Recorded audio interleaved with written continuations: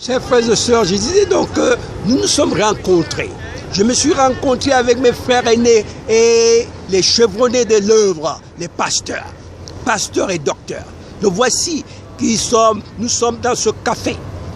Je suis en train de parler au pasteur et docteur Maïlé de notre vie que Dieu nous a donnée. On s'est souvenu de tout ce qu'on avait comme projet au Cameroun et on s'est souvenu aussi des bricoles. Laissez-moi vous expliquer ce qu'on appelle bricole. Bricole aujourd'hui est un mécanicien qui est formé, qui connaît son travail.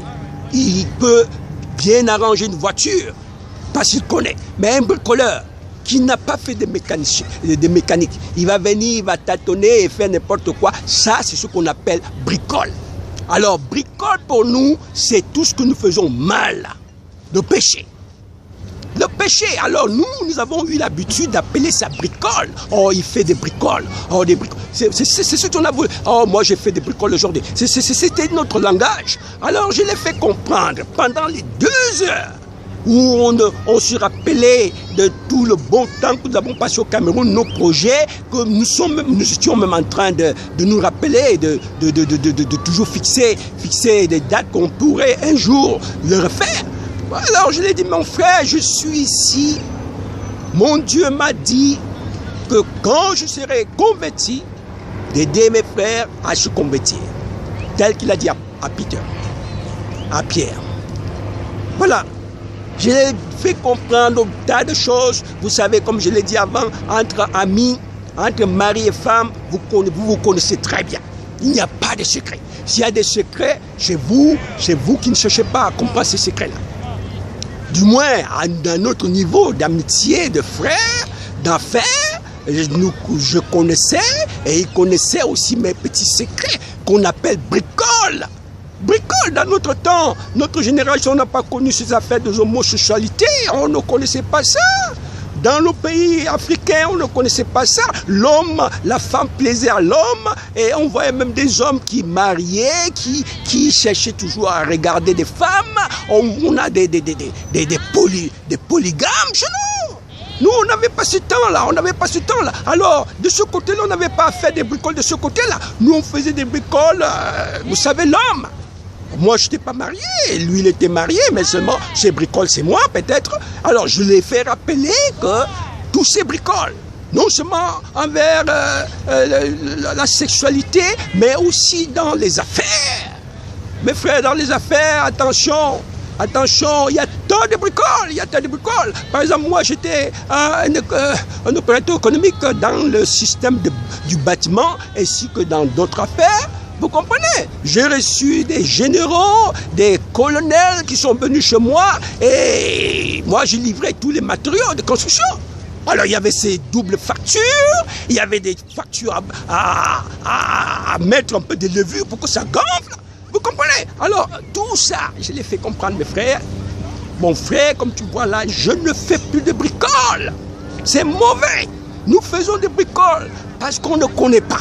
Mais le diable ne fait pas de bricoles, le diable pêche. Mais tout homme qui pêche aujourd'hui, dans l'ignorance, ce sont des bricoles. Parce que tu ne connais pas. Maintenant, le diable lui pêche parce qu'il connaît. Mais finalement, on arrive à comprendre que Dieu ne veut pas ces bricoles. Et on continue à pécher. Mais ça, on devient comme le diable. On n'est plus des bricoleurs, mais des pêcheurs. Du moins, nous avons parlé près de 2 heures de temps. C'était la dernière fois. C'était la dernière fois. C'est pas moi qui a choisi de faire ça, mais Dieu m'avait envoyé de parler explicitement à quelqu'un. Non seulement à quelqu'un, mais à vous aussi aujourd'hui. Et quand on voit, c'est depuis le mois d'août passé, 2015, et en juillet 2016, cet ami, ce grand ami, il a disparu. Je me rappelle comment il a aidé ma propre maman qui était malade. Sans un sou. Il a fait beaucoup de bien. Il a disparu, mais Dieu a donné une occasion. Il a donné une occasion de cesser de faire tout ce qui n'est pas bien. Je ne suis pas ici en train de l'accuser. Je ne suis pas sûr qu'il était dans la mauvaise voie. Parce que quelqu'un qui est dans la mauvaise voie, comment sa famille a réussi, comme sa famille qui laisse maintenant. Ses 2 enfants sont mariés, sa femme a repris le travail en France, ils se retrouvent ensemble. Ça, ce sont les bénédictions. C'était que Dieu était là avec lui. Mais qu'est-ce qui n'a pas fonctionné? Qu'est-ce qui n'a pas fonctionné? C'est nous, aujourd'hui, de comprendre. Parce que les 12 mois qui sont passés depuis que j'ai parlé avec ce frère, et devant moi, il y avait ce pasteur aussi, Bessing, le pasteur Bessing devant moi, tout je comprenais. Pendant ces 12 mois, après 12 mois, il dit, c'est quoi, c'est presque 12 mois, parce que le mois d'août est le mois prochain. Et quand je me réfère dans la Bible, je vois que David a reçu des ordres explicites à donner à Nebuchadnezzar. À Nebuchadnezzar, qui, lui, était en train il était plein d'orgueil. Plein d'orgueil. Il disait que tout était fait par sa propre main. Tout était fait par sa propre main. Et quand on voit dans la Bible comment Dieu l'a averti, avec aussi un message bien explicite, va, parle à Nebuchadnezzar de cesser de pécher, de cesser de presser les gens. C'est ça, c'était le message. J'ai ça ici, vous trouvez ça au chapitre 4 de Daniel. Au chapitre 4 de Daniel, au verset 28, il est dit, je lis toujours en anglais, il est dit, all this happened to King Nebuchadnezzar 12 months later, as the king was walking on the roof of a royal palace of Babylon. He said, is not this the great Babylon I have built as the royal residence by my might, power, and for the glory of my majesty. Voilà ce qu'il dit. On dit qu'après l'avertissement que Dieu a envoyé par Daniel à Nebuchadnezzar, de cesser de pécher, de cesser de presser les gens. C'est ça le conseil que David a donné après que Dieu l'a dit, a expliqué c'était par un songe. Après que Dieu a expliqué ce songe à Daniel, il a dit à Nebuchadnezzar, écoute mon conseil, cesse de pécher, cesse de presser les gens et tout sera bien pour toi. Mais on nous dit qu'après 12 mois, 1 an, Nebuchadnezzar s'est levé sur sa terrasse devant toute la ville de Babylone, a dit, voici, n'est-ce pas, ce grand palais que j'ai conçu pour ma gloire, n'est-ce pas, cette grande ville que je bâtis pour ma gloire. Et on dit que pendant qu'il était encore en train de parler, une sentence est venue du ciel, qu'il va vivre avec les animaux dans la bouche pendant 7 ans. Pendant 7 ans. Il va manger de l'herbe comme les animaux. Tout son corps sera plein de poils comme les animaux. Et ça s'est passé. On dit après 12 mois. C'est toujours c'est-à-dire le système de 12 mois de Dieu quand il avertit les gens. Essayez de voir aussi dans Luc au chapitre 13. Si vous allez dans Luc au chapitre 13, à partir du verset, je vais voir ici, à partir du verset 6, Luc chapitre 13, il est dit, je vais lire toujours en anglais, parce que je dispose seulement ici une Bible en anglais. Bon, maintenant, il est dit au verset 6, Then he told this parable. Ça, c'est Jésus qui est en train de dire une parabole. Il dit, A man had a fig tree growing in his vineyard, and he went to look for fruit of it, but did not find any. So he said to the man who took care of the vineyard, for 3 years now I have been coming to look for fruit. I have been coming to look for fruit on this fig tree and have not found any. I did not find any. Cut it down. Why should he use up the sword? Vous voyez, ici, un propriétaire d'une vigne qui vient maintenant, parce que quand vous plantez, vous voulez récolter pour essayer de manger et vendre même le reste. Il vient pour chercher son fruit. Il trouve alors un arbre qui n'a pas produit. Et il recommande au jardinier que, ben voilà, cet arbre-là occupe la place pour rien. Ça fait Dieu à tous les fois que je suis venu chercher les fruits. Je n'ai rien trouvé. Alors coupe cet arbre. Allez abat cet arbre parce qu'il occupe le sol pour rien. Alors qu'est-ce qui va se passer? Le jardinier va dire au propriétaire, attends, ne le fais pas maintenant. Je vais fertiliser la terre autour de cet arbre. Et si d'ici l'an prochain, il ne produit rien, coupe-le. Alors, chers frères et sœurs, ici, c'est le jardinier, c'est Jésus. Le propriétaire de la vigne, c'est Dieu qui vient maintenant. Il vient. La vigne, c'est nous. Lisez la Bible. La vigne, c'est Israël.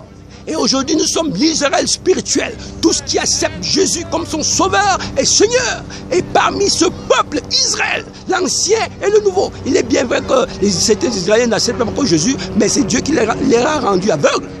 Ils seront là, sauvés dans l'Israël spirituel. Alors, Israël, c'est la vigne de Dieu. Dieu qui vient chercher le fruit, il ne trouve rien. Il dit, allez, coupe cet arbre-là. Et le jardinier qui dit non, laisse, je vais fertiliser l'endroit. Et l'année prochaine, s'il ne produit pas, c'est-à-dire après 12 mois, s'il ne produit pas, coupe cet arbre. Tu peux le couper. Ouais, après 12 mois. Voilà, avec Nebuchadnezzar, ça a été toujours question de 12 mois. Avec le jardinier et cet arbre, ça a été toujours question de 12 mois. Chers frères et sœurs, je ne suis pas ici en train de faire des discours inutiles. C'est que Dieu a mis ce message dans mon cœur depuis que j'ai reçu la nouvelle de mon frère et collègue. Nous étions déjà des bons amis. Je n'ai pas pu le rencontrer personnellement depuis que je suis venu. Il est venu aux États-Unis, je n'étais pas là. Il est parti, je n'étais pas à côté d'eux. Il était parti au Canada habiter.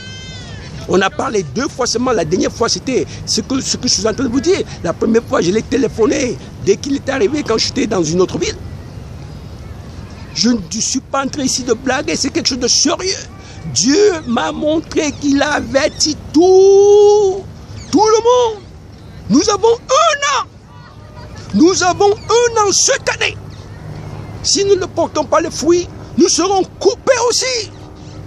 Ne croyez pas que ceux qui sont morts sont des plus grands pécheurs. Non, Jésus dit que, except si vous obéissez, vous allez aussi mourir de la même façon. Lisez la Bible. Il le dit aux Israéliens, aux Juifs qui sont venus lui demander pourquoi la tour est tombée sur certains gens-là et pourquoi Pilate a tué certains qui priaient au temple. Lisez l'histoire dans la Bible. Il dit non. Croyez-vous qu'ils sont morts parce qu'ils ont été des plus grands pécheurs? Non, même vous, sauf si vous obéissez Dieu. Sinon, vous allez aussi mourir de la même façon. Chers frères et sœurs, faites attention. Moi, comme Paul l'a dit, j'ai combattu le bon combat. Désormais, la couronne de vie m'est réservée. Je le dis aussi aujourd'hui. Désormais, rien ne pourra m'arrêter. Tous ceux qui n'obéiront pas Dieu ne seront jamais avec moi. Jamais. Je vous dis jamais, je ne changerai jamais. Tous qui n'obéiront pas Dieu ne seront jamais où je suis. Aidez que Dieu vous aide. C'est à choisir, c'est la vie ou la mort. Vos amis de tous cette camaraderie de sectes sataniques, de tous ces bordels, vous avez à choisir. Toute cette criminalité, vous avez à choisir. Le mensonge, toutes ces amitiés, vous avez même les activités qui vous coupent de Dieu. Le football, les danses sataniques que vous faites là, tout ça, ce n'est pas bon. Vous devez couper, vous avez à choisir. Vous avez choisi entre vous et Dieu, entre ces inventions diaboliques et Dieu. Il a dit, il a mis la vie et la mort devant nous. Et il nous conseille, choisissez la vie. Et la vie veut dire lui. C'est lui la vie éternelle. Lisez John 10. John 10 au chapitre 10. Jean le chapitre 10. Vous lirez Dieu. Le Seigneur a dit, il y a le 10 et puis il y a le 17, Lisez le chapitre 17, la prière du Seigneur Jésus-Christ. Il dit, la vie éternelle, c'est de connaître Dieu et connaître son Fils qu'il a envoyé, le Seigneur Jésus-Christ, et puis celui qu'il a envoyé après, le Seigneur Saint-Esprit. Si vous le connaissez et que vous restez sain, comme il dit, je suis sain, soyez sain. Vous êtes sûr d'être là quand le Seigneur viendra et il va vous amener au ciel. Chers frères et sœurs, c'est ce que j'avais à partager avec vous. Ne prenez pas ça de mauvais goût. Je ne suis pas ici, ce n'est pas un coup de gueule. Attention, je ne m'amuse pas. Toutes les secondes de ma vie comptent. Si vous pouvez dire quelque chose à votre frère, quelque chose de bon pour le sauver de son péché, c'est mieux que d'aller à la tombe et déposer les gerbes de fleurs. C'est mieux, mon ami. Vous êtes là, il y a des gens aujourd'hui qui font, par exemple, mon père est mort, je ne l'ai pas vu. Je n'étais même pas à son enterrement, selon ce que mes frères et sœurs pensent. Mais savez-vous que j'ai été le premier dans cette tombe-là, dans ce cimetière-là, j'étais le premier,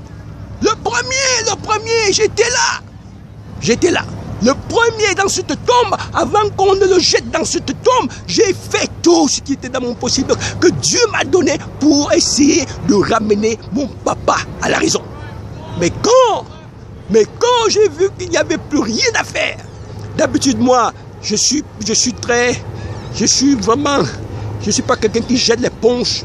J'ai honte de jeter l'éponge comme font les pugilistes, les boxeurs sur le ring. Quand il est déjà fatigué, il ne peut plus combattre, il jette l'éponge, son coach jette l'éponge, alors on arrête le combat. Mais j'ai souvent eu honte de faire ça. Mais ce jour-là, quand j'ai vu qu'il n'y avait plus rien à faire pour mon papa, qui m'a tant aimé, le papa que Dieu m'a donné, j'ai jeté l'éponge et j'ai foutu le camp. Parce qu'il n'y avait plus rien. Il n'y avait plus rien à faire. Je ne suis pas bon pour faire les funérailles. Les funérailles, les pompes funèbres, tout ce que vous faites là maintenant, vous vous habillez, vous faites tout ça, c'est pas quelque chose qui sert. Ce qui sert, c'est quand votre frère, votre père, votre ami, votre femme, votre mari est vivant, vous le voyez faire des choses qui ne vont pas bien, parlez-lui, donnez-lui le conseil, donnez-lui une Bible qu'il lise et qu'il obéisse. Et Dieu va sauver toute la famille, Dieu va sauver tout un pays, Dieu va sauver les nations, les royaumes. Faites-le, je le fais. De ma part, je suis toujours en train de le faire. Chaque jour, je le fais. Chers frères et sœurs, je suis vraiment content de vous parler aujourd'hui. Si jamais on ne se voit plus, ne soyez pas en retard. De l'autre côté, dans le royaume des cieux, ne soyez pas en retard. Je serai là. Selon la volonté de Dieu. Au nom de Jésus que je prie. Amen. Au revoir, que Dieu nous aide. Amen. How great is our God. Comment est grand notre Dieu. How great is our God. Comment est grand notre Dieu. Que Dieu vous bénisse. Rappelez-vous, nous devons obéir. C'est la seule voie du salut au nom de Jésus-Christ. Par le pouvoir du Seigneur Saint-Esprit, je prie. Rendons gloire à Dieu. Chaque jour en chantant des hymnes, en lisant, ce que nous lisons de la Bible, mettre en pratique. Car Jésus dit, ce que je vous dis, c'est la vie. Ma parole, c'est l'esprit et la vie. Donc vous la mangez en obéissant. Vous aurez cette vie. Mais quand si vous arrêtez à manger cette parole, c'est la mort. Vous avez la mort sur vous. Chers frères et sœurs, je vous encourage, mangez. Je n'étais pas toujours saint comme je suis actuellement. Beaucoup connaissent mon passé. Aujourd'hui, je suis le grand pasteur de Dieu dans un pays le plus développé du monde, avec tout ce qui m'arrive. On m'a tué plusieurs fois. La dernière fois, c'est le 29 mai 2015, où on m'a empoisonné avec le même poison, ça veut dire le même poison de la même intensité qu'on a tué le Russe à Londres dans un restaurant, c'est-à-dire des affaires nucléaires. On m'a la même intensité. J'étais mort. Les docteurs, il y avait deux docteurs qui s'occupaient de moi. Ils pleuraient. Et ils savaient comment empoisonner. Ils posaient des questions pour savoir qu'est-ce qui s'est passé. Mais ils ont su comment empoisonner. Mais ils ne me le disaient pas. Et moi non plus, je pouvais le dire. Écoutez, parce qu'on m'a empoisonné dans la maison de Dieu. Dans la maison de Dieu, j'ai eu honte de leur dire que j'étais empoisonné dans la maison de Dieu. Et eux non plus n'ont même pas dit que c'était du poison, pour ne pas m'alarmer. Vous comprenez ça? Vous comprenez comment le monde va? Eh bien, quand je sortais, il y avait, parmi les deux docteurs, il y avait une femme. Quand je sortais, je dis, oh, Dieu va m'aider, ça va dire un peu. Elle m'a dit, non, non, non, ce produit que tu as dans le corps ne sort pas facilement. Alors, quelques mois après, quand le docteur, on m'a vu là-bas, il a cherché à me regarder, il m'a regardé, il ne savait pas, il ne croyait pas de ses yeux de me voir encore dans cet hôpital. J'étais parti là pour un petit problème de contrôle d'estomac. Et il m'a regardé, il était dans tous ses états. Ça, c'est la gloire de Dieu. Si vous croyez à Dieu, si vous mangez sa parole de vie, il dit que ma parole que je vous donne, c'est l'esprit et la vie. Si vous la mangez, même si vous mourrez, il va vous ressusciter. Quand il dit que vous allez manger des poisons, vous n'allez pas mourir, ce n'est pas que vous n'allez pas mourir. Comme l'apôtre Paul, le serpent l'a mordu, il a juste secoué le serpent et les gens attendaient qu'il va mourir. Il peut arriver même que le serpent vous mord et que vous mourrez.